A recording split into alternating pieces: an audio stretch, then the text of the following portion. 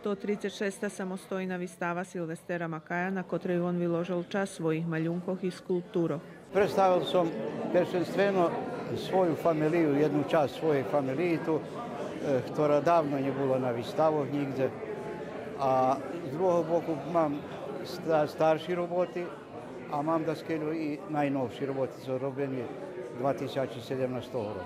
Počtovateljoh Makajovej roboti zo skuli kod cura Verbasu Ruskого kerestura i Novого Sadu privitala Snežana Davidović, rukovoditeljka galeriji Kulskog kulturnog centru, a o jeho tvorčosti bešedovali Dragan Simić, predsjedatelj ateljeja 05 z Verbasu, i akademska maljarka Lidija Barna, ktorá je otvorila výstavu, za ktorú po jej slovoch mož poveže predstavlja retrospektivu Makajovej tvorčosti.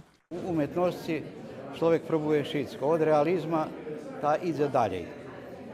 Međutim, ja prenašam tu tehniku slučajno i popačela mi se, pretože ju môžem slobodno navolať asociacija, pretože može asocirati každého patrača, co u njej prenajde, to.